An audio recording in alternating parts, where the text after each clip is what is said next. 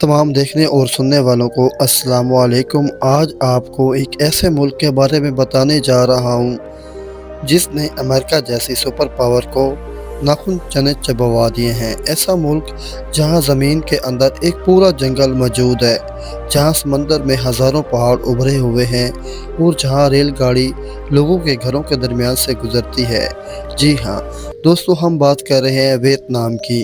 वो वियतनाम जो माजी में ज़ख्मों से चूर था, लेकिन आज एशिया की उभरती हुई ताकत बन चुका है।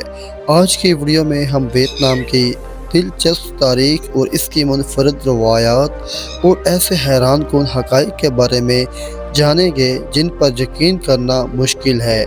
लेकिन वीडियो शुरू करने से पहले आप तमाम नए आने वाले दोस्तों से गुजारिश है, हमारे यूट्यूब चैनल को सब्सक्राइब कर लें ताकि हमारी हर नई अपलोड होने वाली वीडियो सबसे पहले आप तक पहुंचती रहे। वियतनाम, जिसे सरकारी तौर पर सोशलिस्ट जमहूरिया वियतनाम कहा जाता है, जनूब मशरक़ एशिया का एक हैरत अंगेज़ मुल्क है जो बहरे जनूब चीन के किनारे पर वाक़िया है।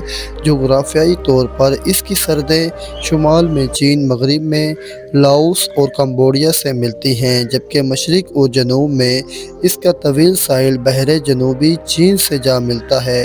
अगर हम नक्शे पर गौर करें तो वियतनाम की शक्ल अंग्रेज़ी हरूफ एस जैसी दिखाई देती है। ये मुल्क तकरीबन 1700 किलोमीटर लंबा है, लेकिन बाद मकामात पर सिर्फ 50 किलोमीटर चौड़ा रह जाता है। इसके शुमाल में सापा की बुलंदो बाला पहाड़, दरमियान में घने जंगलात और पहाड़ी सिलसिला, जबकि जनूब में मैकनिंग डेल्टा के सरसब्ज मैदान हैं जहाँ दूर दूर तक चावल के खेत नज़र आते हैं। वियतनाम का कुल रकबा तकरीबन 3,73,000 मुरब्बा किलोमीटर, जबकि 2025 के अंदाजे के मुताबिक इसकी आबादी तकरीबन 10 करोड़ अफराद पर मुश्तमिल है, जो इसे दुनिया का 15वां सबसे बड़ा आबादी वाला मुल्क बनाती है, जहां 50 से ज़ायद नस्ली गिरोह आबाद हैं। सबसे बड़ा गिरोह वेद कहलाता है, जो तकरीबन 8% आबादी पर मुश्तमिल है, जबकि बाकी आबादी में ताई, हमोंग, खमीर, जाम, दीगर अक़लियती बरादरियाँ शामिल हैं जो अपनी अलग अलग ज़बान, लिबास, सकाफ़त रखती हैं। वियतनाम का दारुल हुकूमत हनोई है, एक ऐसा शहर जिसकी तारीख़ 1000 साल से भी ज़्यादा पुरानी है। ये न सिर्फ वियतनाम का सियासी मरकज़ है। अगर आप सुबह 7 बजे हनोई की सड़कों पर निकले तो ऐसा लगता है जैसे पूरा शहर मोटरसाइकिलों पर सवार हो, हरकत में आ गया हो। एक अंदाजे के मुताबिक यहाँ 50 लाख से ज़ायद मोटर बाइक मौजूद हैं, जबकि वियतनाम का सबसे बड़ा और माशी तौर पर मजबूत शहर हो ची मिन सिटी है, जिसे पहले साइकोन कहा जाता था। तकरीबन 1 करोड़ आबादी के साथ ये शहर जदीद तरक्की, बुलंदो बाला इमारतें और कारोबारी सरगर्मियों का मरकज़ है। इसके अलावा डोंग, हाईफोंग, केंट और नॉर्थ ट्रोंग भी अहम और तेज़ तरक्की करते हुए शहरों में से एक है। मज़हब के हवाले से वियतनाम एक मुनफरिद मिसाल है। यहाँ कम्युनिज़म के गलबे की वजह से बड़ी तादाद में लोग खुद को गैर मजहबी करार देते हैं, लेकिन इसका मतलब ये नहीं कि यहाँ रूहानियत मौजूद नहीं। दर हकीकत वियतनाम की तकरीबन 86% आबादी रवायती अकायद व आबाद अजदाद की तंजीम, बुद्ध मत और ताओइज़्म जैसे फ़लसफ़ों से किसी न किसी हद तक वाबस्ता है। तकरीबन 7% आबादी ईसाई है, जिनमें अक्सरियत कैथोलिक की है। इसके अलावा मकामी मज़ाहिब जैसे कि हुआ हाओ और काओ डाई भी शाम मौजूद हैं, जो बुद्ध मत, ईसाइयत और दीगर अकायद के अनासर को यकजा करते हैं। वियतनाम में एक छोटी सी मुस्लिम आबादी भी पाई जाती है, ख़ास तौर पर चंद नस्ली गिरोह में से सदियों से यहाँ आबाद हैं।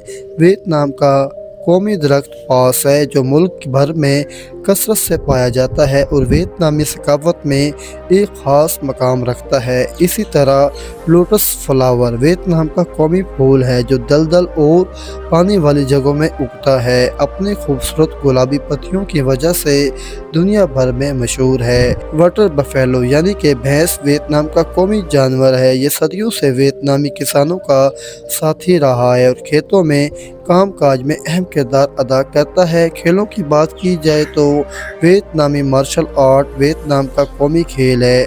اگرچہ فٹ بال، بیڈمنٹن اور دیگر جدید کھیل بھی یہاں بڑے شوق سے کھیلے جاتے ہیں۔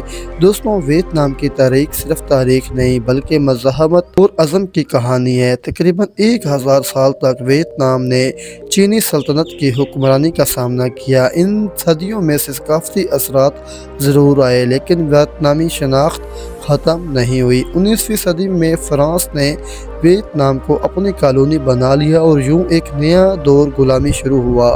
دوسری جنگ عظیم کے دوران جاپان نے بھی یہاں قبضہ کیا لیکن جنگ کے خاتمے کے بعد فرانس نے دوبارہ ویتنام پر قبضہ کرنے کی کوشش کی، مگر اس بار ویتنام خاموش نہیں رہا۔ آزادی کی تحریک نے زور پکڑا اور آخر کار فرانسیسی اقتدار ختم ہوا، لیکن آزادی کے فوراً بعد ویتنام ایک اور طویل اور خون ریز جنگ لڑنے پر مجبور ہوا جسے دنیا ویتنام جنگ کے نام سے بھی جانتی ہے۔ اس جنگ میں امریکہ جیسی عالمی طاقت کے نام خوف تھی۔ ایک اندازے کے مطابق 30 لاکھ سے زائد بے گناہ لوگ مارے گئے، لیکن آخر کار ویتنام نے امریکہ کو یہاں سے بھاگنے پر مجبور کر دیا۔ اس جنگ کے بعد ویتنام کی معیشت نے غیر معمولی رفتار سے ترقی کی۔ آج ویتنام کی مجموعی قومی پیداوار $400 بلین سے تجاوز کر چکی ہے۔ چاول اور کافی کی پیداوار کے ساتھ ساتھ ٹیکسٹائل، جوتے، الیکٹرانک کی صنعتیں بھی یہاں بہت مضبوط ہیں۔ عالمی کمپنیاں جیسے کہ سیمسنگ، نائکی اور ایپل نے یہاں اپنی فیکٹریاں قائم کر رکھی ہیں۔ ویتنام میں فی کس آمدنی تقریباً $4000 سالانہ ہے اور مسلسل بڑھتی جا رہی ہے، اور ایک امریکی ڈالر تقریباً $25,000 کے برابر بنتا ہے۔ سیاح جب بھی یہاں آتے ہیں تو خود کو کروڑ پتی محسوس کرتے ہیں۔ دوستو، اگر ویتنام کے متعلق چند حیران کن حقائق کی بات کی جائے تو یہ ملک چاول کی پیداوار میں دنیا کا دوسرا سب سے بڑا ملک ہے۔ میکونگ ڈیلٹا کے وسیع اور زرخیز میدان چاول کی پیداوار کی بنیاد ہے۔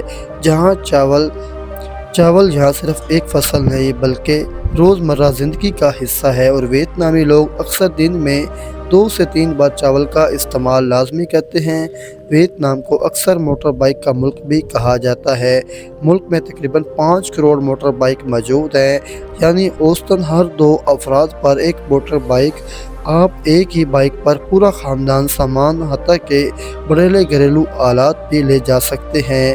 ویتنام کے دارالحکومت ہنوئی میں ایک جگہ ایسی ہے جسے لوگ ٹرین اسٹریٹ بھی کہتے ہیں۔ یہ ایک تنگ گلی ہے جس کے بیچ ریلوے ٹریک گزرتا ہے اور دونوں طرف کیفے کی قطاریں ہیں۔ دن کے بیشتر حصے میں یہاں لوگ چائے پیتے ہیں، تصویریں بناتے ہیں اور باتیں کرتے نظر آتے ہیں، لیکن جیسے ہی ٹرین آنے کا وقت ہوتا ہے دکاندار میز سمیٹ لیتے ہیں، لوگ دیوار سے لگ کر بیٹھ جاتے ہیں اور چند لمحوں بعد ٹرین میز چند انچ کے فاصلے سے گزر جاتی ہے۔ ٹرین گزرنے کے بعد زندگی فوراً معمول پر آ جاتی ہے۔ میز دوبارہ لگ جاتی ہیں، کافی پیش کی جاتی ہے اور سیاح اپنے کیمرے چیک کرنے لگتے ہیں۔ ویتنام کی ثقافت میں ایک ایسا فن موجود ہے جو دنیا میں تقریباً منفرد ہے، جس کا نام ہے واٹر پاپیٹری۔ یہ روایت تقریباً 1000 پرانی ہے، جو شمالی ویتنام کے دیہاتی علاقوں سے شروع ہوئی۔ بارش کے موسم میں جب کھیت پانی سے بھر جاتے تھے تو کسان تفریح کے لیے پانی میں کھڑے ہو کر لکڑی کی پتیوں کے ذریعے کہانی سنایا کرتے تھے۔ آج بھی اس فن کو خاص تھیٹرز میں پیش کیا جاتا ہے۔ اسٹیج پر ایک پانی سے بھرا ہوا تالاب ہوتا ہے اور فنکار پردے کے پیچھے کھڑے ہو کر لکڑی کی پتلیوں کو حرکت دیتے ہیں۔ پس منظر میں روایتی موسیقی، ڈھول اور لوپ کی شامل ہوتے ہیں۔ یہ صرف ایک شو نہیں بلکہ ویتنامی روح اور تاریخ کی جھلک ہے۔ ویتنام کے شہر دونام کے قریب بانا ہلز کے مقام پر واقع گولڈن برج دنیا کے منفرد ترین پلوں میں سے شمار ہوتا ہے، کیوں نہ کہ یہ ایسے ڈیزائن کیا گیا ہے جیسے 2 دیو وہیکلز پتھریلے ہاتھ اسے فضا میں تھامے ہوئے ہیں۔ تقریباً 150 میٹر لمبا یہ سنہری رنگ کا پل سطح سمندر سے تقریباً 1400 میٹر کی بلندی پر واقع ہے۔ 2018 میں تعمیر ہونے کے بعد یہ پل سوشل میڈیا پر وائرل ہوا اور ویتنام کی جدید سیاحتی پہچان بن گیا۔ یہ نام چند ممالک میں شامل ہے جہاں سیاحوں کو ایک ہی سفر میں پہاڑ، ساحل، قدیم شہر اور جدید میٹروپولیٹن زندگی سب کچھ مل جاتا ہے۔ شمالی ویتنام میں واقع سافا اپنی سیڑھی دار چاول کی کھیتی اور بادلوں میں ڈھکے پہاڑوں کی وجہ سے مشہور ہے۔ قدیم شہر میں رات کو رنگ برنگی لائٹیں جگمگا اٹھتی ہیں۔ یہ یونیسکو ورلڈ ہیریٹیج سائٹ ہے اور فوکوک جزیرے کی سفید ریت اور شفاف پانی سیاحوں کا پسندیدہ مقام ہے۔ یہ اتنا اپنی انوکھی روایات کی وجہ سے بھی جانا جاتا ہے۔ یہاں پر کسی کے سر کو چھونا بے ادبی سمجھا جاتا ہے، کیوں نہ کہ سر کو جسم کا سب سے پاک حصہ مانا جاتا ہے۔ ویتنام میں روایتی طور پر قمری کیلنڈر کے مطابق عمر کا حساب کیا جاتا ہے، اس لیے بعض لوگ اپنی اصل عمر سے 1 یا 2 سال زیادہ بتاتے ہیں۔ ویتنام میں تعلیم کو غیر معمولی اہمیت دی جاتی ہے۔ خواندگی شرح 95% ہے اور ویتنامی طلباء بین الاقوامی ریاضی اور سائنس کے مقابلوں میں نمایاں کارکردگی دکھاتے ہیں۔ یہاں تعلیمی سرمایہ کاری آج بھی ان کی معاشی ترقی کی بنیاد بن رہا ہے۔ پاکستانی شہریوں کے لیے ویتنام کا سفر نسبتاً آسان ہے۔ آپ آن لائن ای ویزا کے لیے درخواست دے سکتے ہیں جو عموماً چند دنوں میں جاری ہو جاتا ہے۔ اس کے علاوہ ویزا آن ارائیول کی سہولت بھی موجود ہے، لیکن پہلے آن لائن اپروول لیٹر حاصل کرنا ہوتا ہے۔ اخراجات کے لحاظ سے ویتنام انتہائی سستا سیاحتی ملک سمجھا جاتا ہے۔ رہائش خانہ اور مقامی سفر دیگر کئی ایشیائی ممالک سے بہت کم ہے، جس کی وجہ سے یہ بجٹ ٹریولرز کے لیے خاص طور پر پرکشش ملک ہے۔ یہ نام میں دنیا کا سب سے بڑا غار بھی موجود ہے، سون ڈونگ۔ یہ اتنا وسیع ہے کہ ایک مکمل جنگل رک جاتا ہے۔ بعض اندازوں کے مطابق اس کی اونچائی اور وسعت ایسی ہے کہ اس میں 40 منزلہ عمارت سما سکتی ہے۔ غار کے اندر اپنا موسمی نظام، بادلوں جیسا منظر اور نایاب پودے موجود ہیں، گویا زمین کے اندر ایک الگ دنیا آباد ہے۔ تو دوستوں، یہ تھی آج کی ویڈیو ویتنام کے بارے میں۔ اس ویڈیو میں ہم نے ویتنام کی خوبصورت تاریخ، کھانا اور وہاں کے منفرد ثقافت کے بارے میں بہت کچھ جانا، مگر ویتنام کے بارے میں باقی رہ جانے والی معلومات ہم اپنے آنے والی کسی بھی ویڈیو میں شامل کریں گے۔ دوستوں، ملتے ہیں نیکسٹ ویڈیو تک، دیجیے ہمیں اجازت۔ اگر آپ نے ہمارے یوٹیوب چینل کو سبسکرائب نہیں کیا تو ہمارے چینل کو جلدی سے سبسکرائب کر لیں اور ویڈیو کو لائک کر دیں۔ پسند آنے پر دوستوں میں بھی شیئر کیجیے۔ اپنے میزبان راشد کو دیجیے اجازت۔ اللہ حافظ۔